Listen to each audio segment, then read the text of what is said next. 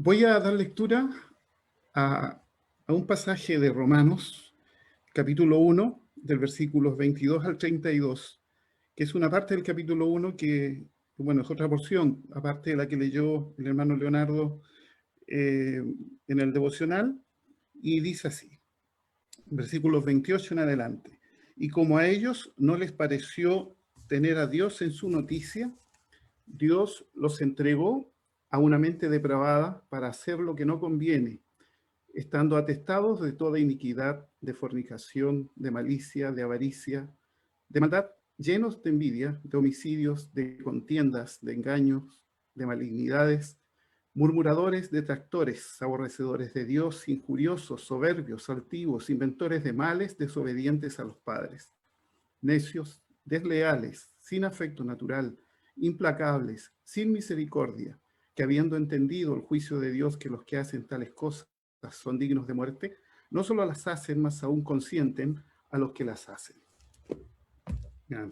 Quiero que nos dirijamos en oración.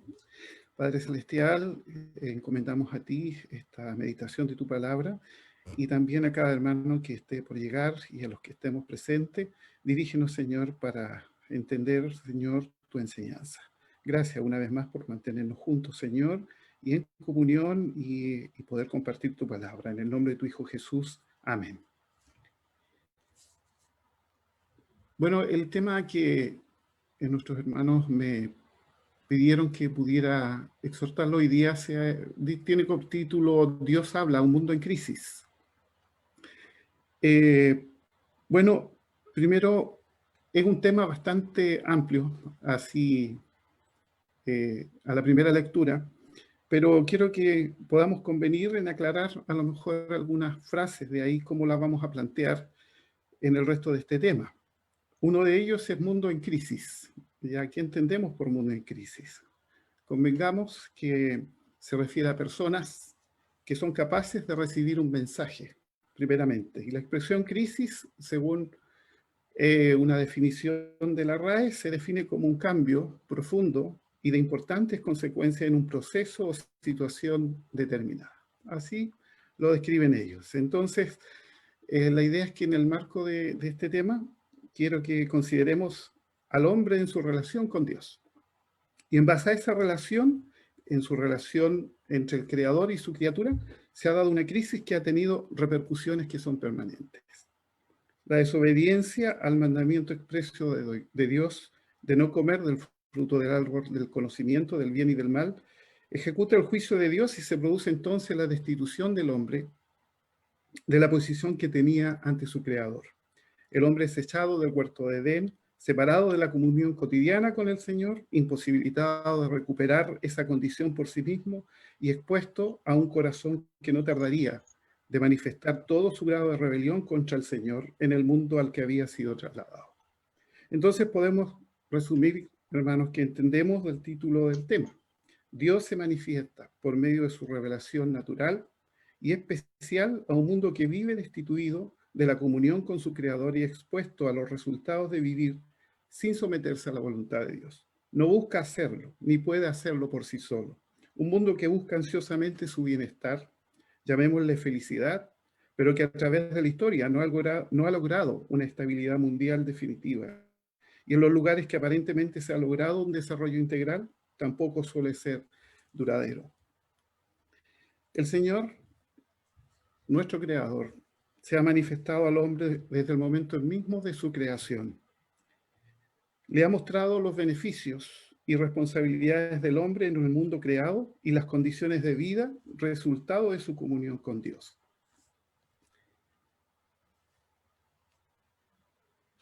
Fuimos creados, el hombre, como seres humanos, los únicos seres vivos, a imagen y semejanza del Señor. Toda la creación fue sometida a nuestro dominio y a nuestra administración. El Señor al hombre lo proveyó de una compañía efectiva, a la mujer y el uno al otro conformar una unidad íntegra. Debían procrear, multiplicarse, expandirse territorialmente alrededor del mundo y producir la tierra. Dijo Dios, recordemos, hagamos al hombre a nuestra imagen, conforme a nuestra semejanza, y señoree en los peces de la mar, y en las aves de los cielos, y en las bestias, y en toda la tierra, y en todo animal que anda arrastrando sobre la tierra. Y crió Dios al hombre a imagen de Dios lo crió, varón y hembra los crió. Y los bendijo Dios, y díjoles Dios, fructificad, multiplicad y henchid la tierra y sojuzgadla, y señoread de los peces de la mar, y en las aves de los cielos, y en todas las bestias que se mueven sobre la tierra. Eso lo podemos encontrar en Génesis 1.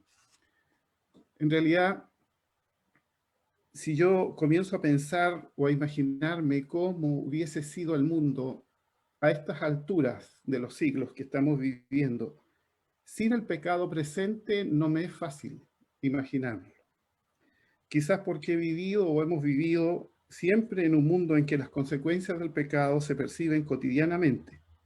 Pero sin duda debe haber sido muy diferente y muy hermoso. No sé si alguno de ustedes ha hecho ese ejercicio alguna vez, ha cerrado sus ojos y se ha imaginado al mundo sin el pecado. Qué diferente habría sido el trabajo, ¿verdad, varones? Las familias y el funcionamiento del hombre en esta sociedad. ¿Cómo habría sido su relación con el entorno?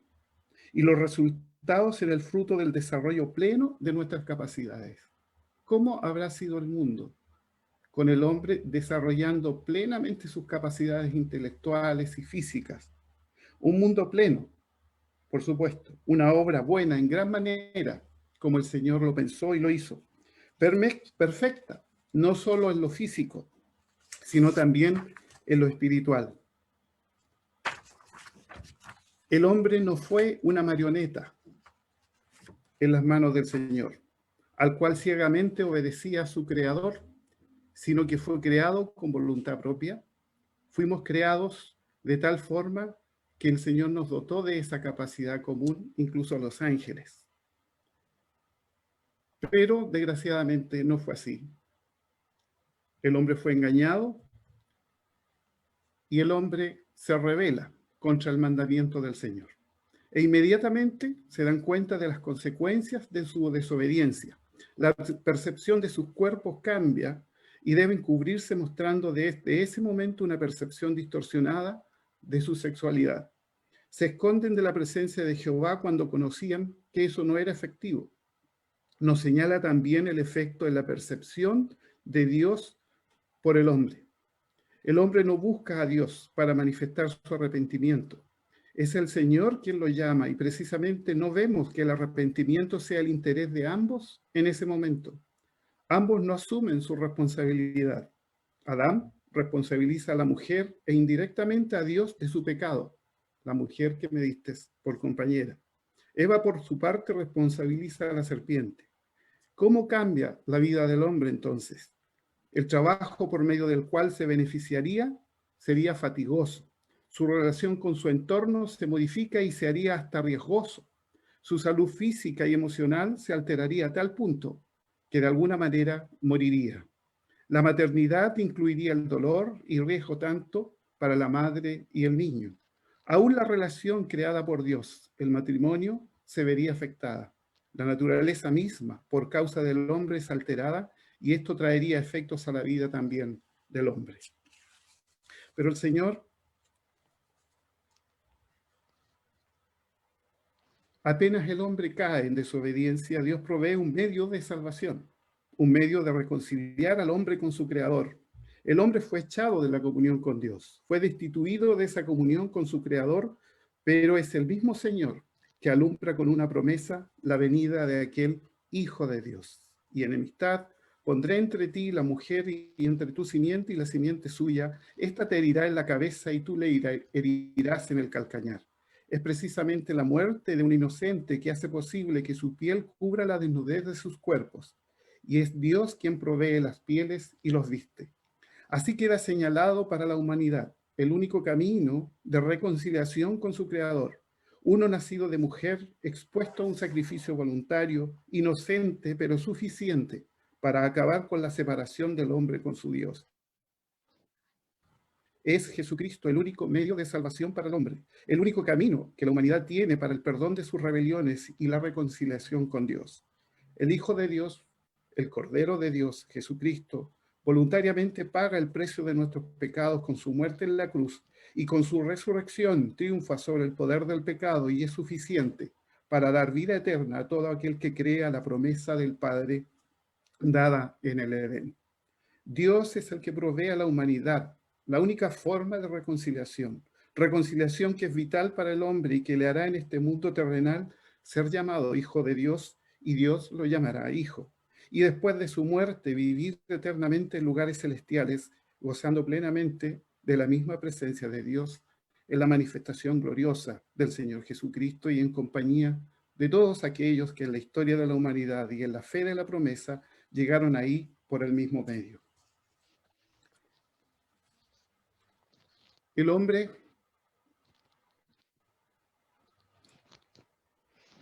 mientras tanto, lo vemos persistiendo en una actitud de rebelión contra Dios en la historia de la humanidad. En el Antiguo Testamento podríamos pensar quizás que la cercanía de los sucesos del Edén, la formación de sus padres, Adán y Eva, la primera familia estaría más consciente de la presencia de Dios y menos expuesta a eventos de rebeldía, pero vemos que no es así. El corazón corrupto por el pecado, su voluntad, emociones y la mente evolucionan en el mundo, manifestándose desde los primeros tiempos, y esto lo podemos observar en la historia bíblica. Desde la muerte de Abel en manos de su hermano Caín hasta el diluvio, donde la Biblia nos dice en Génesis 3:5 que vio Jehová que la malicia de los hombres era mucha en la tierra y que todo designio de los pensamientos del corazón de ellos era de continuo solamente el mal. ¿Hasta qué punto llegó la conducta de los hombres que el Señor envió un diluvio para exterminar la raza humana, excepto Noé y su familia? Esta actitud del hombre con respecto a su relación con Dios y sus deberes nace de un corazón, una naturaleza que dejada libre se rebelaría contra el Creador, siendo incapaz de detenerse por sí sola. Pasado el diluvio, el Señor les ordena que fructifiquen, se multipliquen y se esparzan nuevamente en la tierra.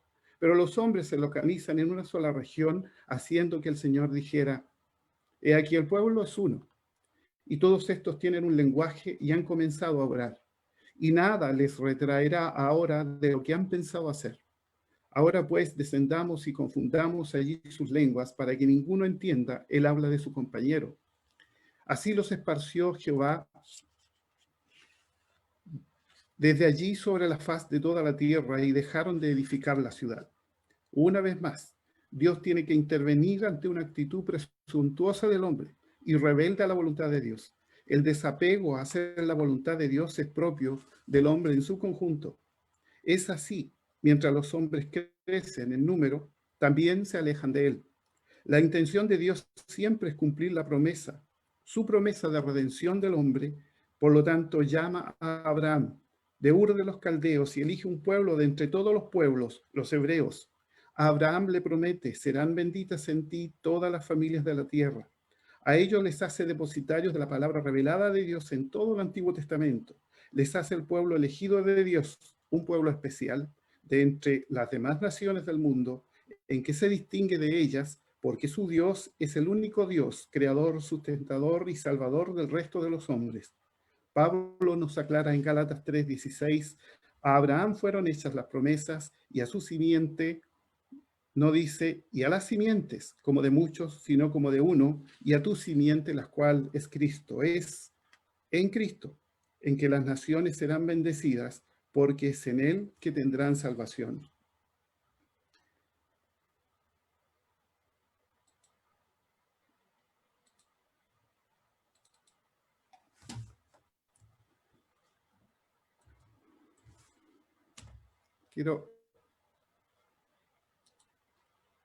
Hay un problemita aquí.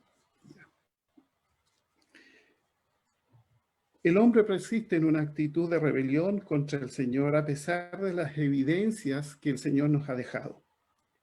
El pasaje que leímos en la lectura bíblica nos dice, porque lo que de Dios se conoce a ellos es manifiesto, porque Dios se lo manifestó, porque las cosas invisibles de Él, su eterna potencia y divinidad, se echan de ver desde la creación del mundo, siendo entendidas por las cosas que son hechas, de modo que son inexcusables.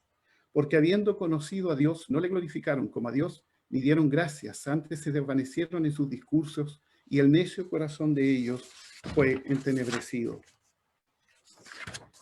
Nos dice que el hombre tiene, ante la percepción de todos sus sentidos, la evidencia clara a través de la creación de los atributos de Dios creador. Esto lo debe llevar a un análisis objetivo de lo que observa. Esta realidad es conocida por todos los hombres de esta tierra. Uno de ellos, Tertuliano, por ejemplo, decía que no fue Moisés precisamente el que dio inicio al conocimiento del Creador, sino que la vasta mayoría de la humanidad, a pesar de nunca haber escuchado el nombre de Moisés, y mucho menos de su libro, de todas maneras conocían al Dios de Moisés. Ningún ser humano puede objetivamente decir que Dios no ha dejado pruebas a la razón del hombre que, más cercano de lo que percibe, constantemente el Creador se está manifestando al hombre. Pero es el hombre que neciamente declara consciente o inconscientemente, no hay Dios. Un hombre así es imposible que dé la gloria de vida a su nombre. Entonces, ¿qué hace el hombre para satisfacer esa necesidad espiritual natural a todos los seres humanos? Pues, dice Pablo, antes se desvanecieron en sus discursos y el necio corazón de ellos fue entenebrecido. Desviar la atención del Señor trae sus consecuencias a la comprensión humana. Esta se distrae en formas de pensar que no permiten entender lo verdadero de la existencia humana. La verdad no es alcanzada. Aquella realidad que es consecuente con lo que Dios piensa se oscurece y aparece en personas, por lo tanto, dando interpretaciones a la realidad con formas de pensamiento que alejan más y más al hombre del Señor. Pero son esas verdades huecas, verdades vanas, las que influyen en todas las áreas de la vida del resto de los seres humanos. Al rechazar la verdad se hunden más en las tinieblas espirituales. El pecado asoma con más perversión moral.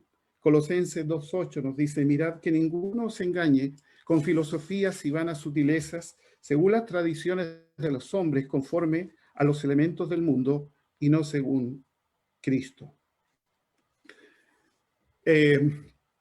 Un día, bueno, yo nunca había hecho clases juveniles, porque en realidad siempre lo tomaron personas más jóvenes.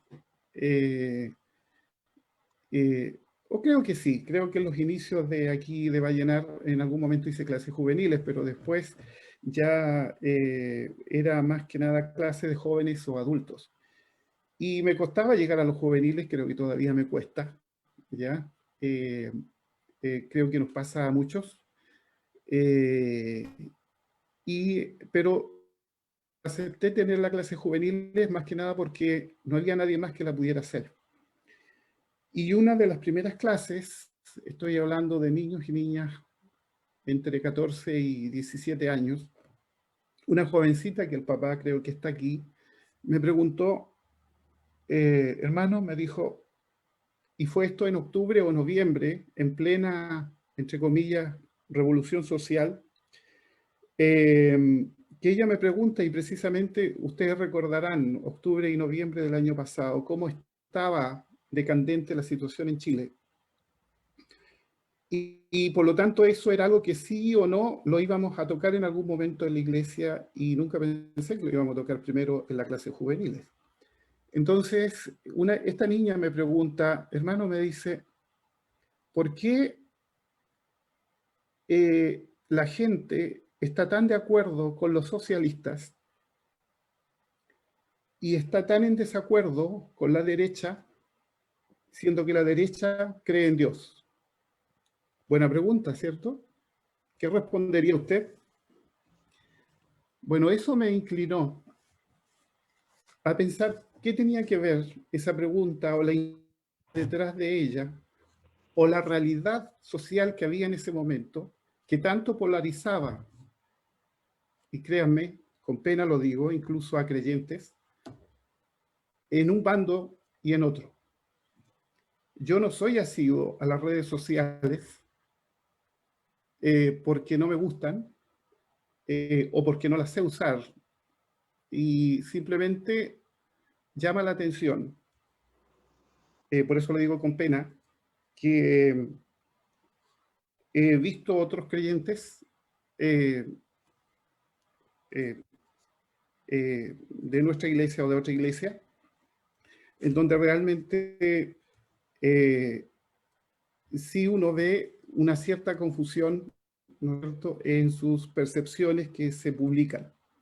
Entonces, ante esta pregunta de esta jovencita, yo dije, bueno, ella tiene una inquietud, y la inquietud es bien clara. ¿Por qué la gente está tan de acuerdo con unas ideas que son de izquierda, siendo que no creen en Dios, me dice ella, son ateos, pero está tan en desacuerdo con la derecha que se supone que creen en Dios? Entonces, esa es una pregunta que a uno le hace pensar y decir, bueno, ¿en qué sociedad estamos? ¿No es cierto? En que el mundo en general polariza en dos sistemas, y especialmente en Chile, derecha e izquierda, y se llega a este punto todos los días, en la mañana y en la tarde, de decir, de hacer preguntar eso a una jovencita. Entonces investigué un poquito y de dónde venía esto, porque se supone que el capitalismo es una corriente la cual está muy a mal traer hoy día, que es una forma de economía, ¿no es cierto?, de cómo organizar económicamente un país, y que trae tantas consecuencias, positivas o negativas. Y entonces me fui dando cuenta que uno de los pilares con que el capitalismo comienza, sin ese nombre tan peyorativo como de capitalismo es malo, por ejemplo, sino en otro aspecto, incluso hasta el mismo protestantismo, incluso hasta Calvino. Entonces dije, ¿por qué hay esta mezcla de cosas? Bueno, es el concepto de sociedad occidental o la sociedad judeo-cristiana. En azul está específicamente demarcado, ¿no es cierto?, todo lo que se llama la sociedad occidental. La sociedad occidental son todos los países que de alguna manera cristianizados, pero su forma de vida, cómo se organizan como gobierno, qué piensan su gente o qué pensaban su gente, dependía mucho la parte moral de lo que ellos creían. Un hombre dijo una vez, dijo, los países son lo que sienten, lo que creen. Por lo tanto, toda la civilización occidental, la civilización occidental tiene un trasfondo judeo-cristiano, porque los principios morales, sus instituciones fueron organizados en base a ese criterio. Entonces, esta cultura o sociedad occidental en la que usted y yo estamos y que fue permeada por el cristianismo, aunque no es solo cristianismo, pero sí muchos de sus principios están, digamos, impregnados en la forma en que estos países siguieron adelante, también tenían otra base que era la base griega, y así fue, digamos, fue conformándose este tipo de civilización. Bueno, esta civilización o esta cultura judeo-cristiana, yo no soy filósofo ni soy sociólogo, solamente traté de tratar de explicárselo investigando algunas cositas por ahí. Dice que la sociedad occidental ha ido manifestando cambios de conducta en la gente, entre ellos nosotros, que fuimos cristianizados por medio del catolicismo, y otros países, Europa o Norteamérica, fueron cristianizados por el protestantismo, ¿ya? Ha generado conducta en la gente llamada tradicional, en diferentes áreas de la vida de un país. Para explicar mejor, aparece hoy día la idea del posmodernismo. El posmodernismo es un movimiento filosófico, cultural y artístico que surgió a fines del siglo XIX, por allá por el 1800 en adelante, o 1900, en donde surgen muchos pensadores, entre esos Marx y otros más, que implantan ideas por medio de sus libros, ideas que después van generando cambios de conducta en el medio de esta sociedad judeocristiana, llamémosle así, y que hoy día la podemos percibir sus resultados. Cultura. ¿Qué es lo que es la cultura? La cultura es un conjunto de bienes materiales y espirituales de un grupo social, transmitido de generación en generación, a fin de orientar las prácticas individuales y colectivas. Incluye las lenguas, los idiomas, los procesos, los modos de vida, las costumbres, etcétera, etcétera, etcétera. Y la moral es un conjunto de normas, y aquí quiero que nosotros también nos dedicamos un poquito. Es un conjunto de normas, valores y creencias existentes y aceptadas en una sociedad que sirven de modelo de conducta y valoración para establecer lo que está bien y lo que está mal.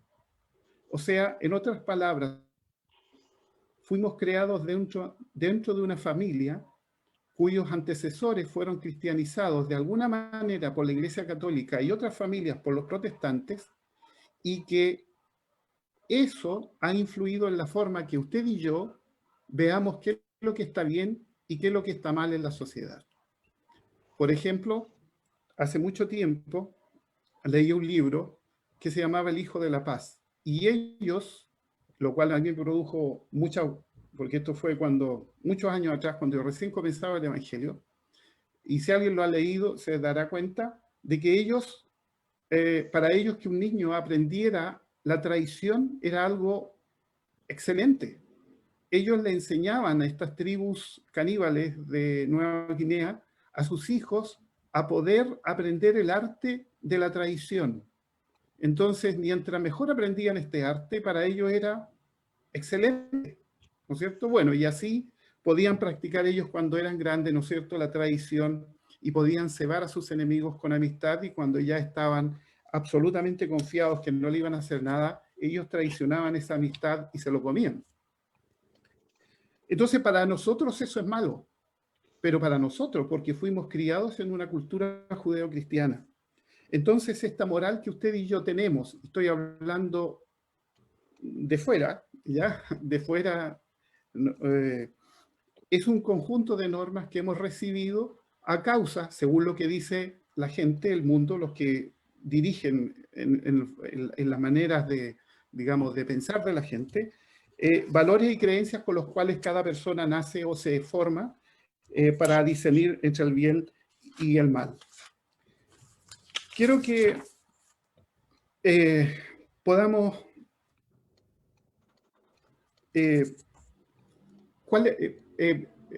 escuchar un poquito cuáles son los fundamentos de esta nueva mente, de esta nueva idea, de este nuevo ideal para imponer, y ya se impuso en varias áreas, pero en la cual nosotros, usted y yo, estamos insertos y está ocurriendo fuera de las puertas de nuestra casa, incluso dentro, y a lo mejor a veces no nos damos cuenta. Primeras características de esta nueva idea que se está construyendo en nuestra civilización occidental, y es que las sociedades humanas, como la occidental en especial, está tratando de alguna manera, o trató infructuosamente, de llegar a un bienestar.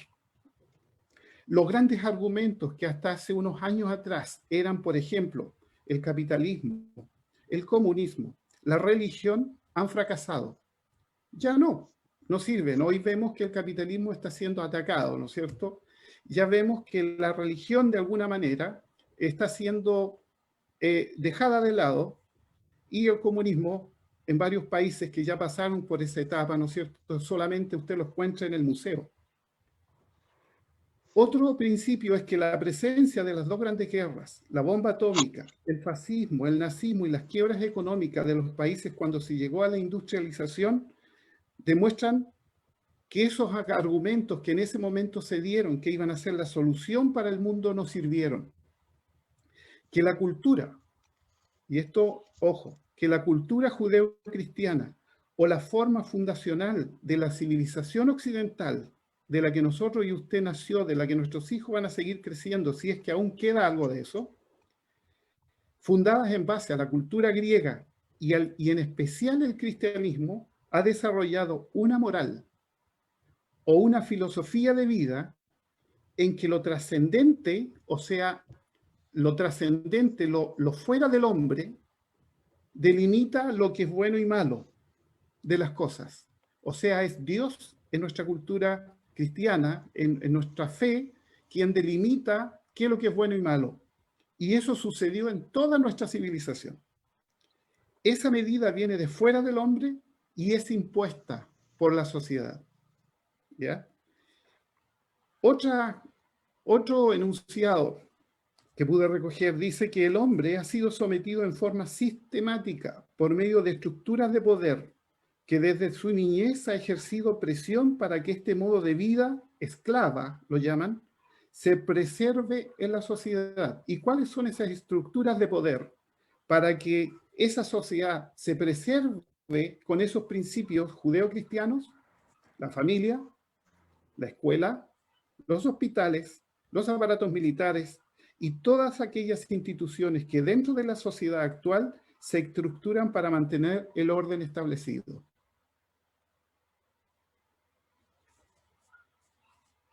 Hay un dicho que dice que en la época griega, antes de este pensamiento que dio lugar junto con el cristianismo a nuestra civilización occidental, era el cuerpo la cárcel del espíritu. O sea, el espíritu no podía desarrollarse porque el cuerpo lo limitaba. Pero al contrario, con esta nueva ideología, es el espíritu la cárcel del cuerpo, porque el espíritu, aquella enseñanza espiritual que se le ha dado al mundo occidental, es la cárcel del cuerpo que no puede liberarse de ese pensamiento. No sé si lleva la idea. Lo que promueve el posmodernismo, que así se llama estas nuevas ideas, es hacer que la individualidad del hombre, y no el hombre en general, hasta hace un tiempo nosotros hemos escuchado de hablar de humanismo, o sea, el hombre es el centro, Dios no, pero el hombre en general como una forma etérea, como una cosa grande, en que todo se hace en beneficio del hombre. No es ese concepto que ahora, es la individualidad. En otras palabras, es usted. Usted decide qué es lo bueno y malo. No otros por usted.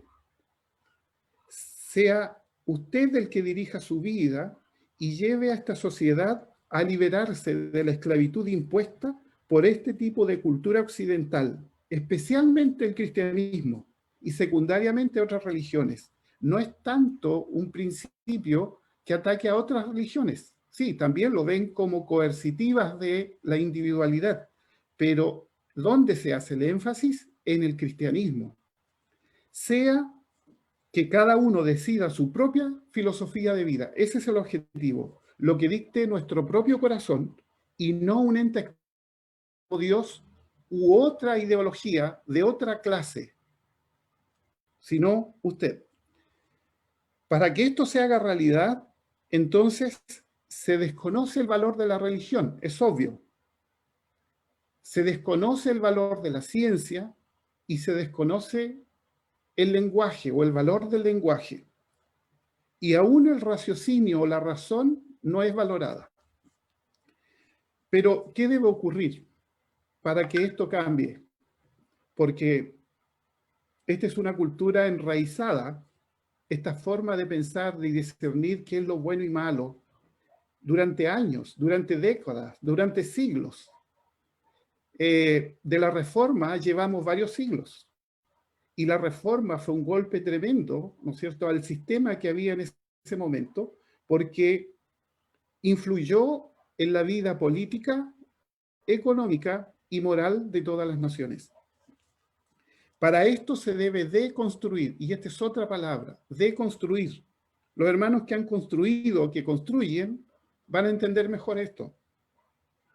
Cuando usted tiene una construcción y sabe que le quedó mal, deconstruye esa construcción, pero arma otra construcción. Eso es lo que pasa.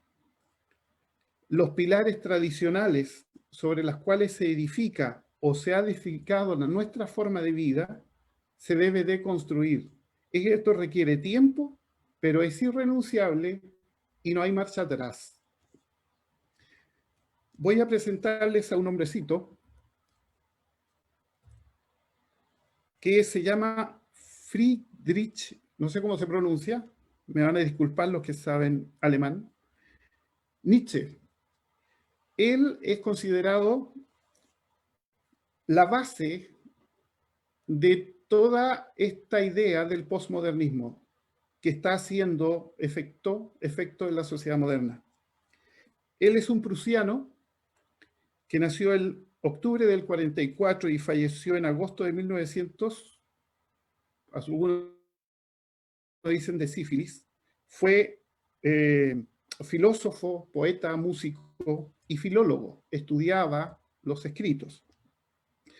Y él fue el que hizo en varios de sus libros una muy dura crítica de la cultura imperante y de la religión. Estamos hablando de los 1900 o 1800, ¿no es cierto? 1860 en adelante.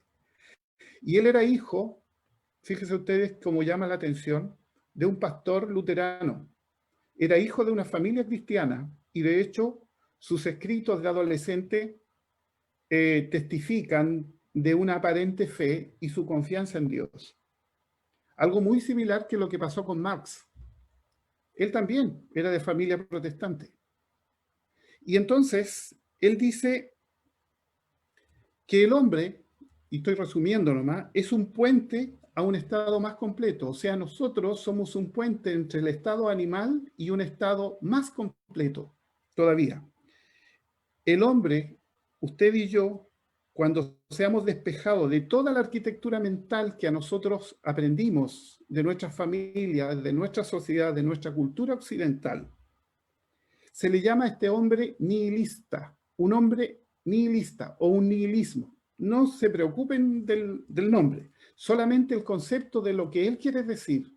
Quiere decir que cuando la sociedad que conocemos, el hombre, se despoje de todo lo que aprendió desde niño en su casa, en su hogar, va a llegar un momento en que no va a tener nada. Dios, el que había sido el centro de la existencia humana y el que había influido en su conducta moral, en sus decisiones, en toda su práctica, incluso de cómo casarse, etcétera, etcétera, etcétera, cómo responder a la autoridad, cómo asumir sus responsabilidades, etcétera. Cuando se despoje de todo eso, dice ahora que ya se ha despojado de Dios, busca otro centro que dé sentido a la vida, porque ahora no cree en nada. Está desengañado de todo valor o de sentido de vida, vive con indiferencia, incluso incapaz de expresar desprecio, nada le afecta, nada le importa, nada espera de la vida ni de sí mismo, es falto de un para qué estoy. Que las religiones, especialmente la cristiana, lo único que ha hecho este hombre, dice él, es amargarlo, es dominarlo, es hacerle un resentido y lleno de desprecio por sí mismo. Esa religión le hace olvidar el vivir en este tiempo y solo vive para otra vida después de la muerte.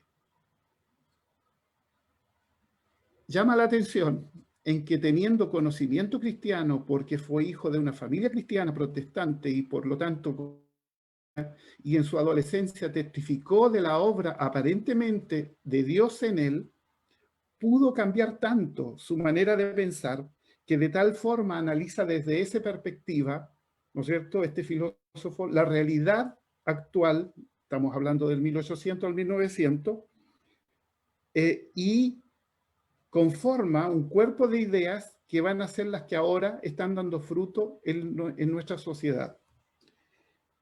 Él habla de un superhombre. ¿Y cuál es el superhombre? Bueno, cuando el hombre ya no tiene nada, entonces se debe transformar como un niño y aprender de nuevo otra forma de pensar. es como un niño recién nacido. Debe crear otros valores, ya que se ha despojado de los viejos. El superhombre es la nueva esperanza si Dios ha muerto. Es aquel estado final de quien consigue liberarse de la sombra de Dios y la moral esclava de las religiones. El superhombre es el Dios, el nuevo sol que ilumina. Es autosuficiente, es un ser también aislado, capaz de crear sus valores dando sentido a su vida desde sí mismo solamente. Acepta plenamente sus instintos y vive con la intención de ser el amo de su vida, de su libertad y de su destino. Tiene fidelidad al sentido de tierra, no a lo trascendente, a lo celestial, sino a este mundo y no fuera de ella. Es el símbolo, el superhombre, de la potenciación de lo humano. Voy aquí a describirle algunas frases, yo no solamente las frases. Dice, las religiones son como las prostitutas. Te hacen sentir especial, pero en el fondo solo buscan tu dinero. Eso lo hemos escuchado hoy día, pero de una manera, ¿qué pasa? ¿Ya? Acerca de las religiones actuales, ¿no es cierto?, que se han hecho muchos programas de televisión y donde denuncian la situación de algunas congregaciones. Pero esto es más trascendente que esto, que lo que estamos viendo ahora. Esto va a la médula del pensamiento de nuestra sociedad. Si Dios Todopoderoso controla a Satán, es su cómplice. Si no lo controla, no es todopoderoso. Negar a Dios será la única forma de salvar al mundo. Dios ha muerto. Parece que lo mataron los hombres, escribía en uno de sus libros. ¿Es el hombre un fallo de Dios? Dios, Dios, un fallo del hombre. El hombre en su orgullo creó a Dios a imagen y semejanza de él. Hay otras, para no lo voy a alargar más, pero estas son las bases de la nueva deconstrucción de la sociedad. O sea, echar abajo una sociedad occidental caracterizada por principios judeo-cristianos que de alguna forma influyen en la conducta de la gente. Lo que esto está dando bases para que otras instituciones, organizaciones sociales a nivel mundial, etcétera, influyan para ir cambiando, deconstruyendo toda esa moral que se ha formado por una nueva. Lo anterior ha tenido implicancia en nuestra sociedad y es la realidad que nos está tocando vivir. La familia tradicional ha venido paulatinamente siendo destruida. No nos debe extrañar que ha sido una de las primeras instituciones, hermanos, tradicionales de la sociedad cristiana que ha sido distorsionada. Aquí se forma la niñez, tradicionalmente en principios cristianos, aún incluso en familias no cristianas, valores que se manifestaban en una sociedad y la hacía relativamente estable. No podemos negar que el pecado no puede conducir a formar siempre familias perfectas, pero el valor que tiene como institución formadora de las nuevas generaciones se mantiene principalmente para aquellas familias en que algunos o ambos son creyentes. El ejercicio de la religión ha sido modificado en este mundo, en esta sociedad. En el caso del cristianismo, muchas familias ya han tenido problemas en otros países por evitar que sus hijos se mantengan en clases de adoctrinamiento en ideología de género, o para cuestionar los libros, o por cuestionar los libros de clase de los alumnos principalmente más pequeños. Además, hasta ahora podemos hablar a otros del Evangelio sin grandes dificultades legales, pero se avecina el tiempo cuando cada persona tendrá su opinión al respecto, pero no podrá imponérsela a otro, y en caso específico no podrá siquiera mencionar el tema. El sentido de autoridad está siendo debilitado por diferentes razones estructurales y el desconocimiento o falta de aplicación de principios sólidos de enseñanza, de disciplina y de formación en la familia se ha producido una generación con un total desapego a la autoridad, influenciado en forma importante por las nuevas ideologías sociales que reemplazan la formación familiar. El sentido de justicia ante el delito o el cambio conceptual de lo que era punible y ahora solo es relativo o llanamente aceptado. Y eso lo podemos ver incluso en la justicia de nuestro país. Entonces, ante este mundo, en una constante crisis, y cuando hablo de crisis se refiere a la crisis de la falta de comunión del hombre con su Creador, Dios aún está hablando al mundo. No pensemos que el futuro para el cristianismo bíblico y fiel será fácil, hermanos. En la nueva sociedad será no solo una visión retrógrada y denigrante, será perseguido más profundamente porque quien se conduzca en base a sus convicciones cristianas en la sociedad no tardará en chocar con la sociedad que las asumirá como buenas. La religión aceptada es la que no impone sus ideas, o sea, no es exclusivista, y el cristianismo es exclusivista. Pablo nos recuerda, pues bien que anuncio el Evangelio no tengo por qué gloriarme, porque me es impuesta necesidad y hay de mí si no anunciare el Evangelio. Pero las convicciones cristianas no se forman en forma automática. Se requiere dedicación y esfuerzo en la niñez para testificar no solo de la salvación en Cristo de nuestros hijos o nietos, sino ser perseverante en la enseñanza de la palabra de Dios en cuanto a la familia, nuestro rol y el rol de nuestros hijos en el Estado, el rol y la relación de sus hijos y los míos con respecto a la autoridad, la forma, cómo se conforma una sociedad sin Dios y cómo desenvolverse en esa sociedad siendo fiel. Para ello, se requiere comunicarnos con nuestros hijos. Deuteronomio 11:19 decía, cuando te levantes, camines,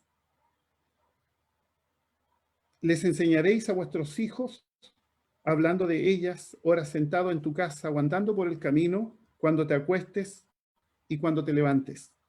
Como varones debemos revisar a la luz del Señor nuestro rol como hombres dentro de la pareja que Dios formó, asumir nuestra responsabilidad como sacerdotes en nuestro hogar, examinar nuestra vida espiritual y reaccionar a tiempo para edificar nuestra vida de comunión con Dios. Debemos ser instrumentos útiles en las manos del Señor. Crea en mí, decía el salmista, oh Dios, un corazón limpio y renueva un espíritu recto dentro de mí. Es importante para ser una voz que proclame el Evangelio de Jesucristo, es no también amoldarnos a este mundo. Pablo decía, así que hermanos os ruego por las misericordias de Dios, que presentéis vuestros cuerpos en sacrificio vivo, santo, agradable a Dios, que es vuestro racional culto. Y no os conforméis a este siglo, mas reformaos por la renovación de vuestro entendimiento, para que experimentéis cuál sea la buena voluntad de Dios, agradable y perfecta.